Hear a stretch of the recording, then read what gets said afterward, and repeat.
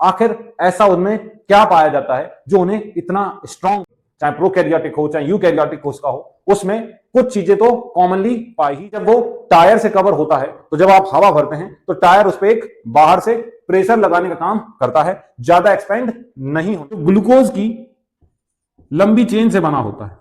Glucose की middle lamella किसका बना होता है? मिडिल लैमेला दो केमिकल्स का बना होता है, कैल्शियम व मैग्नीशियम पैक्टेट का। हम लोग पिछली वीडियो में देख चुके हैं कि किस प्रकार से पौधे डिफरेंट टाइप ऑफ कंडीशंस को झेल सकते हैं। उनमें एक स्पेशल टाइप का कवरिंग पाया जाता है जिसको हम लोग बोलते हैं कोशिका भित्ति, सेल वॉल। प्लांट्स में भी होती है, बैक्टीरिया में भी होती है, फंजाई में भी पाई जाती है। प्लांट्स में जो सेल वॉल होती है वो सेलुलोज नामक केमिकल से बनती है। अच्छा, आप लोग कमेंट सेक्शन में बताइए कि दो प्लांट सेल वॉल को जोड़ने वाला मटेरियल क्या कहलाता है? कमेंट में जल्दी जल्दी लिख के बताओ। आज हम लोग इसमें कोशिका के बारे में और जानेंगे। जैसे हम लोग जानते हैं कि कोशिका की जो उत्पत्ति हुई है वो जल में हुई है, और कोशिका क्या होता है? एक झिल्ली से घिरा हुआ चीज है, उसको हम कोशिका कह रहे हैं। इसके अंदर कुछ मटेरियल होता है, इसके बाहर कुछ मटेरियल पाया जाएगा। इसके अंदर भी जल है और जल के साथ अन्य चीजें भी घुली हुई हैं। ये समझिए सिंपल सा, जैसे चारों तरफ पानी है, उसमें एक बाउंड्री बना दो तो आपकी सेल है। इसके यहां पर भी क्या है बेटा? जल है और अन्य चीजें घुली हुई हैं। ऐसा कुछ मटेरियल है। जो सेल होती है उसके चारों ओर मेम्ब्रेन पाई जाती हैं, झिल्लियां पाई जाती हैं। अब वो झिल्लियां किस प्रकार से चीजों का आदान प्रदान करती हैं, उनके आधार पर झिल्लियां कुछ चार प्रकार की होती हैं। जैसे पारगम्य झिल्ली, अपारगम्य झिल्ली, अर्धपारगम्य झिल्ली, या वर्णात्मक झिल्ली, या चयनित पारगम्य झिल्ली कहलाते हैं। इसमें से आपने सेल वॉल को क्या बोले थे? वो पारगम्य होता है, परमिएबल होता है, किसी को भी आने जाने देता है। अब जरा समझते हैं ये किस प्रकार से हम लोग पारगम्य झिल्ली बोलेंगे और किस प्रकार से अपारगम्य झिल्ली बोलेंगे। बहुत ही इंपॉर्टेंट चीजें होने वाली हैं। जैसे ये तो समझ में आया कि आसपास चीजें क्या रहेंगी? जल के साथ कुछ चीजें घुली होंगी। जैसे आप पानी में चीनी घोल दें और शरबत बना लें तो ये एक विलयन बन जाता है। क्या बन जाता है बेटा? विलयन बन जाता है। विलयन क्या होता है? दो या दो से अधिक चीजों का समांगी मिश्रण जो होता है वो विलयन कहलाता है। क्या कहलाता है? विलयन कहलाता है। तो ठीक है भाई, विलयन की बात करनी है। इसमें सेल के आसपास क्या रहेगा बेटा? कुछ विलयन रहेगा, सॉल्यूशन रहेगा। विलयन सॉल्यूशन रहेगा। विलयन मेनली दो चीजों से मिलकर बना होता है। एक होता है विलायक और एक होता है विलेय। विलायक और विलेय। विलायक को इंग्लिश में बोलते हैं सॉल्वेंट और विलेय को बोलते हैं सॉल्यूट। विलायक सॉल्वेंट होता है और विलेय सॉल्यूट होता है। विलायक का मतलब जो अपने में घोल ले। जैसे यूनिवर्सल विलायक जो है वो आपका जल होता है।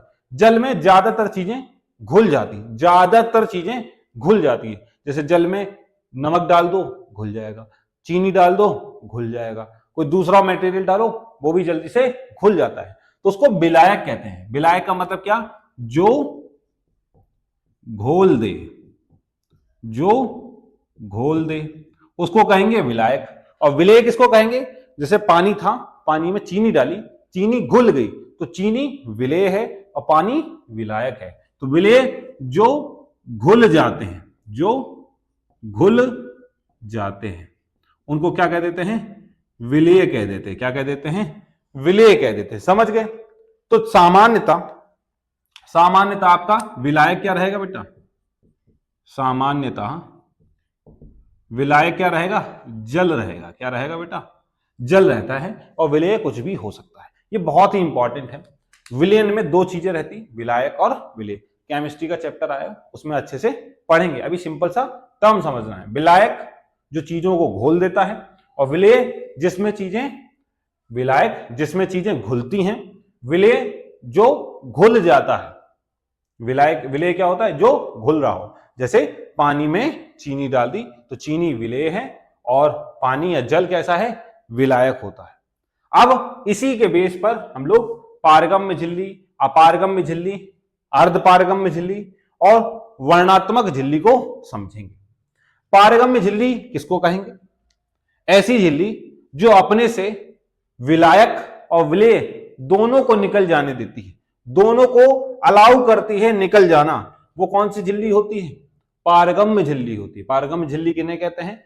जो अपने से विलायक और विलेय दोनों प्रकार के अणुओं को जाने देती है, उसको कहते हैं पारगम्य झिल्ली। एग्जाम्पल क्या है पारगम्य झिल्ली?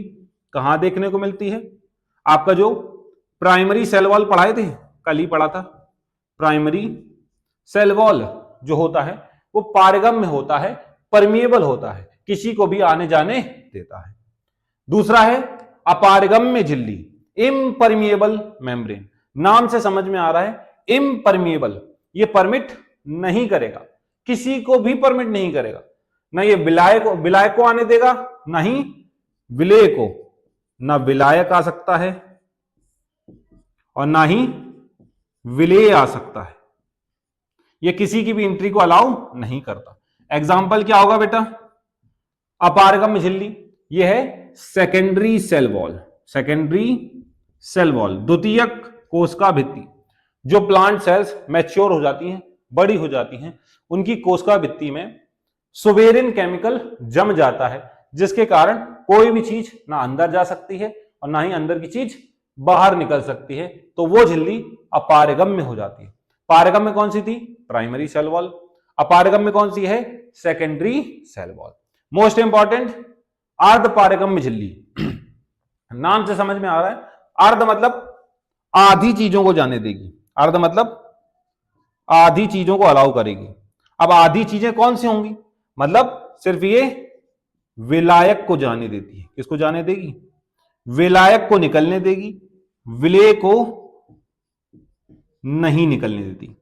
ऐसी झिल्लियां जिनके द्वारा विलेयक तो निकल सकता है लेकिन विलेय नहीं निकल सकता, उनको अर्धपारगम्य झिल्ली, सेमी परमिएबल मेम्ब्रेन, एसपीएम के नाम से जानते हैं। एग्जाम्पल क्या है? बहुत इंपॉर्टेंट है।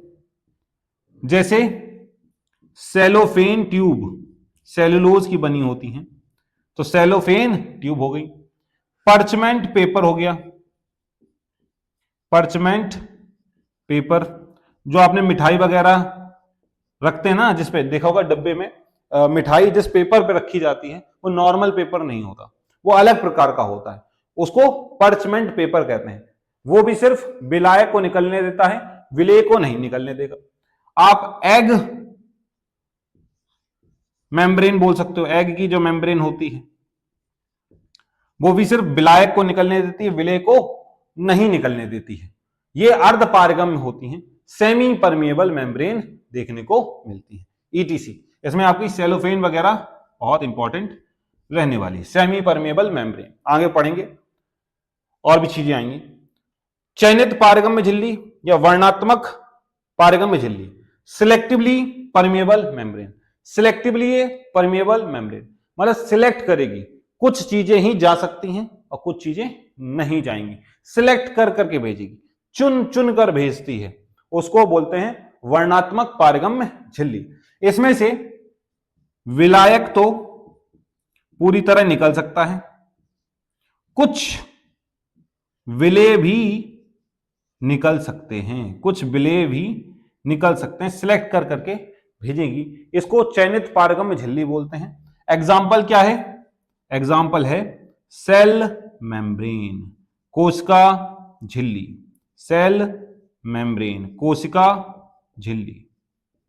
ये आगे आने वाले हैं, इसमें आप जब काम लिखवाएंगे तो लिखवा देंगे। ये सिलेक्टिवली परमिएबल होती है, तब आपको अच्छे से समझ में आना चाहिए, इसलिए ये पहले ही वीडियो में बता दिया है कि आपकी जो झिल्लियां होती हैं वो 4 प्रकार की होती हैं। पारगम्य झिल्ली जो अपने से विलायक और विलेय दोनों को निकल जाने देती है, पारगम्य झिल्ली होती है। Example primary cell wall. दूसरा अपारगम्य झिल्ली, इम्परमेबल मेम्ब्रेन, जो अपने आप से ना ही विलायक को निकलने देगी ना ही विलेय को निकलने देगी, इसको बोलते हैं अपारगम्य झिल्ली। एग्जाम्पल है सेकेंडरी सेल वॉल। तीसरा है एसपीएम, सेमी परमेबल मेम्ब्रेन, जो अपने से सिर्फ विलायक को निकलने देती है, विलेय को नहीं निकलने देती। एग्जाम्पल है cellophane tube, parchment paper, egg membrane भी इसका कार्य करती है। लास्ट वर्णात्मक झिल्ली या चयनित पारगम्य झिल्ली, जो सिलेक्ट करके भेजेगी, जिसमें विलायक तो निकल सकता है लेकिन कुछ विलेय भी अंदर बाहर जा सकते हैं कोशिका के। इनको क्या कहते हैं? वर्णात्मक झिल्ली कहा जाता है। एग्जाम्पल क्या है?